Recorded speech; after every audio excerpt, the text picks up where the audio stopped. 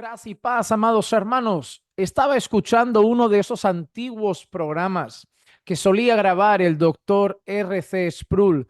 En esos programas que duraban 28 minutos, 30 minutos y enseñaba verdades teológicas muy importantes. Y estaba escuchando uno que me resultó muy interesante. Se titulaba Cuatro tipos de personas. Lo escuché y dije, voy a traer ese cuatro tipos de personas en un vídeo para ver y que las personas puedan incluso comentar entre cuál de ellos se consideran que están. En ese vídeo, el doctor R.C. Sproul decía que existen cuatro grupos de personas en base a la salvación. Yo siempre había dicho, ¿no?, que existen dos grupos de personas en este mundo, a pesar de los países, a pesar de las banderas, a pesar de los continentes, a pesar de el estado social que puedan tener, que realmente cuando Dios mira hacia la humanidad está dividida en dos: los que están en la luz y los que están en las tinieblas, los que son de Dios y los que son del diablo, los que están muertos en sus delitos y pecados y los que están vivos en Cristo Jesús, los que son salvos y los que están bajo condenación. Sin embargo, cuando escuché el tema que R.C. Sproul estaba tratando, me pareció muy curioso, porque sí, realmente solo hay dos grupos de personas en cuanto a la eternidad. Pero entre esos dos grupos de personas, él hace cuatro clasificaciones muy interesantes y son las siguientes. Voy a ir muy rápido. En primer lugar, los que no son salvos y saben que no son salvos.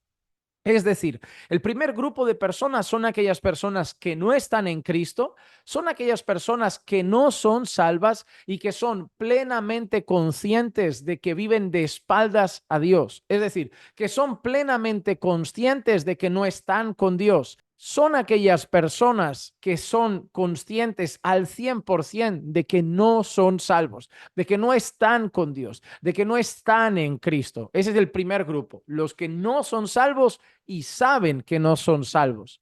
El segundo grupo dice que son los que son salvos y tienen plena certeza de su salvación. Él hablaba de aquellas personas que son salvas, aquellas personas que están en Cristo y tienen una completa seguridad de su salvación. Esas personas que les puedes preguntar en cualquier momento, ¿eres salvo? Y te aseguran, sí, soy salvo. Si hoy parto de esta tierra, si hoy muero, sé que voy a estar con el Señor por toda la eternidad. Pero en segundo lugar, él dice que hay el tercer grupo de personas.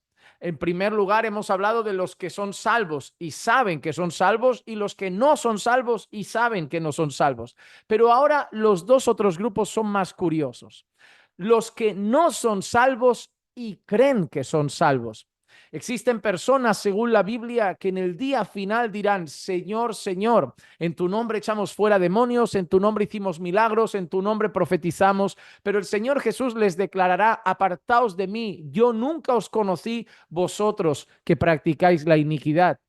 Existen personas que están convencidas de que son creyentes, convencidas de que Jesús es su Señor, convencidas de que son salvas, pero que realmente no lo son. Creo que fue Miguel Núñez el que una vez escuché decir una frase como esta: peor que no ser cristiano es no serlo y creer que se es cristiano.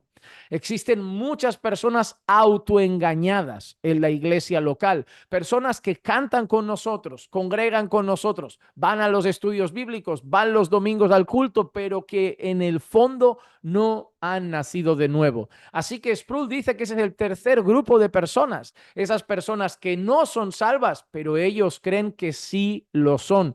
Qué peligro, ¿verdad? Cuando uno escuchaba ese mensaje, cuando yo estaba escuchando ese mensaje, yo pensaba, wow, creo que es el peor grupo de todos, aquellos que creen que están yendo derechitos a la gloria eterna, pero que pasarán su eternidad en el infierno. Pero el cuarto grupo de personas, dice R.C. Sproul, que tiene gente que no está muy de acuerdo, pero él lo menciona. Son esas personas que son salvas, pero no saben que lo son. O más bien yo diría que no están convencidos de que lo son.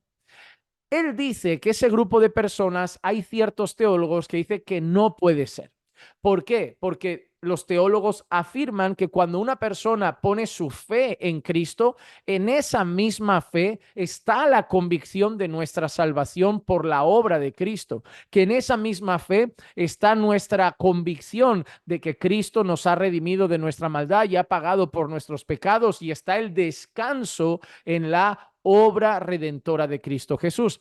Así que dice Sproul que hay muchos teólogos que consideran que no es posible ser salvo y dudar de la salvación. Pero cuando nosotros vemos ese grupo, hablamos de otra cosa, y es la seguridad de la salvación. Y no es Sproul solo. He escuchado a más predicadores, he escuchado a algunos teólogos afirmar que una cosa es nuestra salvación y otra cosa es el sentimiento de certeza o de seguridad de nuestra salvación. Y muchos teólogos afirman, aunque seamos salvos, por momentos podemos llegar a dudar de nuestra condición ante Dios, especialmente, dicen ellos, cuando hemos pecado y empezamos a quizá tener en nuestro corazón esa incertidumbre, a pesar de que contamos con el perdón de los pecados en Cristo, a pesar de que sabemos que el Señor es pronto para perdonar, como aquello que dice el apóstol Juan: aquel que confiesa sus pecados, Él es fiel y justo para perdonarlos y limpiarlos de toda su maldad. Entonces, a pesar de eso, ellos dan un ejemplo en ocasiones, que es el ejemplo de David. David es un hombre conforme al corazón de Dios. David siempre, desde el momento en que el Señor lo describe así, ha sido un hombre conforme al corazón de Dios, pero David cometió terribles pecados en un momento de su historia, y eso llevó a David a decir estas palabras: devuélveme el gozo de tu salvación. Es decir, algunos comentaristas afirman que David no está diciendo no soy salvo, pero que de alguna manera David está diciendo no tengo el gozo de un salvo. Es como no me siento salvo. Es decir, soy salvo, pero no me siento salvo. Y por eso David es como que clama a Dios: Señor, devuélveme el gozo de tu salvación. Así que Sproul afirma que esos cuatro grupos son los que existen en la realidad. Número uno, aquellos que no son salvos y saben que no son salvos. Número dos, aquellos que son salvos y tienen plena seguridad de su salvación. Número tres, aquellos que no son salvos, pero tristemente creen que sí lo son, y a lo mejor eso además es muy contraproducente porque están caminando derechitos al infierno, sacando pecho y diciendo no pasa nada, yo voy directo a la gloria. Y número cuatro, aquellos creyentes redimidos, nacidos de nuevo y salvos, pero que por algún motivo no están seguros de su salvación. Hay una cosa interesante. Él da un ejemplo y a mí me parece curioso.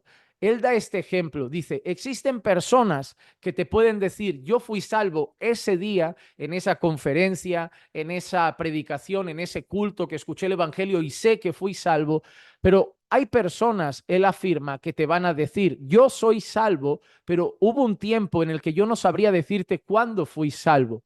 Yo iba a la iglesia, yo escuchaba el evangelio y hoy tengo certeza de mi salvación, pero no sé exactamente el día en que fui salvo.